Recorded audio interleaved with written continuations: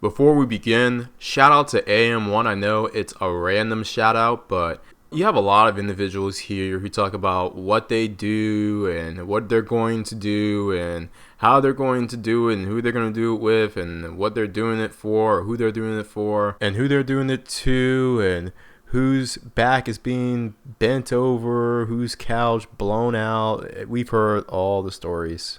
But after seeing AM1 in real life, yes, I met him in real life. Don't worry, it wasn't on some suspect stuff. We were just plotting on how we're going to implement light skin supremacy within the community, among other things. It was mainly a party. But shout out to the party that he was hosting, and he has clout. He definitely has clout in the city of Oakland. So go on ahead and check out and sub to his channel, which is actually a good segment into what I'm going to talk about today.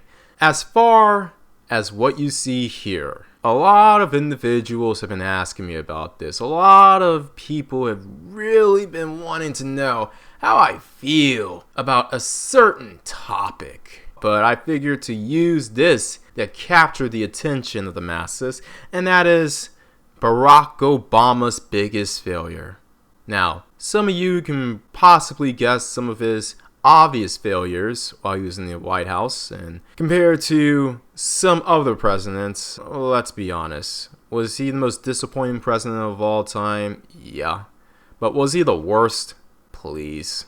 But we have to look at his history and analyze it from year to year, and to be honest, there are a lot of things that we can criticize Obama about, including him allowing Libya to be flipped over and as a result creating a domino effect of migrants flooding Europe as we speak. His willingness to be involved in a place like Syria, an area that poses no threat to the United States of America, but some people who know geopolitics like myself could make an argument with them being somewhat of an oppositional economic threat considering their friendly relations with China, Iran, and Russia. But that's a whole nother subject that's going to go over the heads of a lot of people who don't understand geopolitics. But instead of making an ally out of Syria and Bashar al-Assad economically, he used or attempted to use military force to get him out. The infamous operation that flopped, resulting in the death of multiple border guards in Fast and Furious. His carelessness of using the race card, which backfired in race relations in this country. His disregard of cracking down on the gaming industry's shady tactics of implementing things like DLC, free games with microtransactions, micro points, cop points, which have all but ruined the gaming industry for anyone who has an IQ above 100. Not checking his wife and stating how she looks up to Beyonce and wishes that she was her. I mean, come on. That's a failure in itself, but I mean, that's a whole nother failure. But in any case, what is the biggest failure of the Barack Obama administration? To cut to the chase, the biggest failure of Barack Hussein Obama wasn't any of those things, but it was something that he resisted to do. Particularly resisted to do, even to the detriment of his own heritage. And that is not ending the one-drop rule. Yes, not ending the one-drop rule.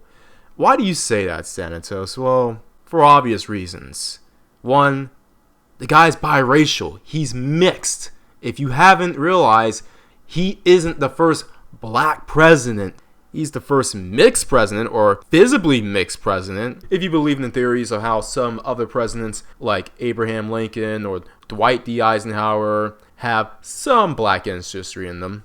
But obviously, the guy is not full-blooded African, much less full-blooded ADOS, as certain individuals like to point out.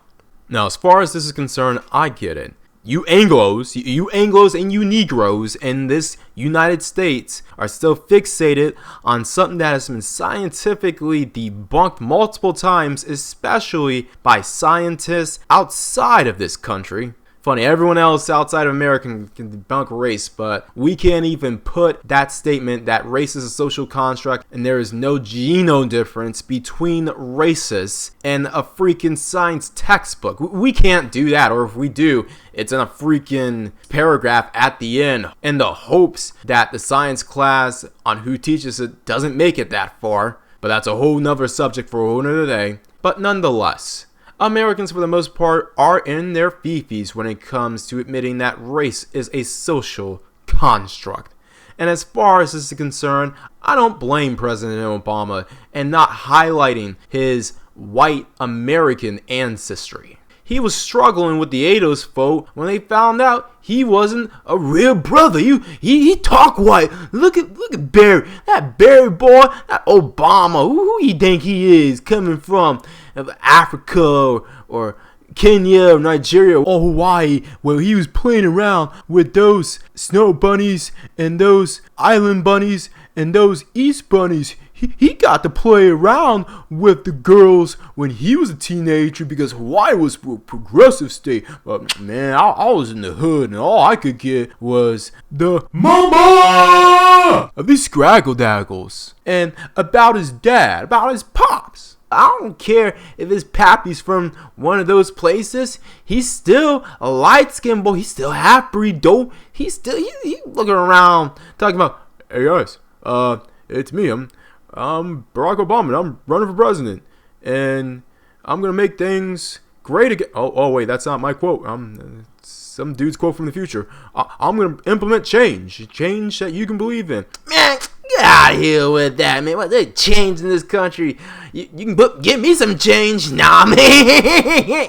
That's how the typical mediocre Negro was reacting at first to Barack Obama's presidency run. I was actually one of the first individuals who supported him, mainly because he didn't come off as one of these shifting buffoon mediocre Negroes, or even trying to pander to the mediocre Negro for at least at first. Obviously, he needed to do that in order to gain the ground on the Democratic primaries, which we saw how that worked, to his credit. But nonetheless, Barack Obama's biggest failure is that he did not end the one-drop rule.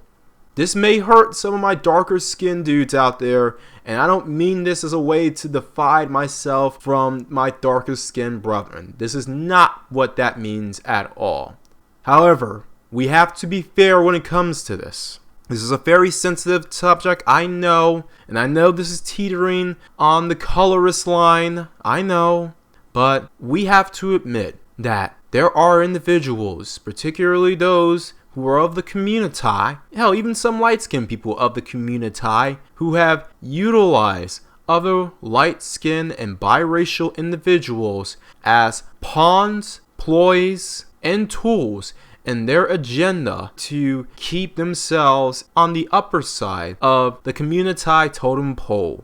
Clear example we see this is with certain scraggle daggles, particularly when they're young, trying to confront and beat down lighter skinned females. And granted, it is worse among the daggles than it is even among the mediocre Negroes. I mean, there are multiple stories in which we can point out where your typical scraggle daggle either brutalized light skinned and biracial chicks, tortured them, whether physically, mentally, or psychologically, like for instance in Chicago about a week ago, where a bunch of scraggle daggles felt the need to jump a light-skinned chick who was disabled. She was disabled. Check it out. There was a story of this that happened last week that went through the heads and the eyes and the tips of the community. They didn't talk about this at all. I wonder why. Even in the best case scenario, the daggle will use light-skinned and biracial females as bait for attention, even under the guise of friendship. Because you do have some colorist baby mediocre Negroes who will holler at anything light, bright, and damn near you can fill in the rest. And with that, obviously the daggle's going to get some residual attention with it.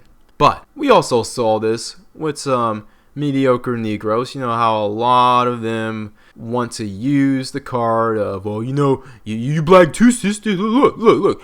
I don't care if you light and bright like Alicia Keys or Mariah Carey, or even that Zaza chick, girl. So she is ADOS like us, though. She's ADOS. I need hers in my life, though. Why? Because she's got it. She ain't got no talk back. She ain't got no talk back like Shaniqua and them. Even though I was partially responsible for it because I didn't put my foot down when I was dealing with the Shaniquas. I know I simped for Shaniqua, but I promise I ain't gonna simp for that light-skinned chick. Well, let's be honest. I'm gonna simp like hell for that light-skinned girl. Yeah, you know what time it is. Yeah, you know she pretty though. You can't say anything.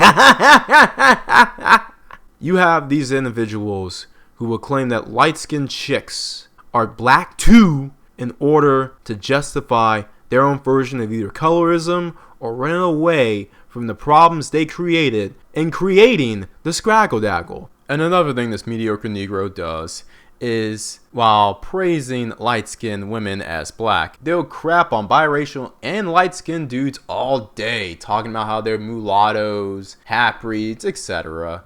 Refer to my videos, Why Do Biracial Light-Skinned Women Detest Biracial Light-Skinned Men, as well as my recent video, But Aisha Curry was one of the good ones, for a better elaboration on that.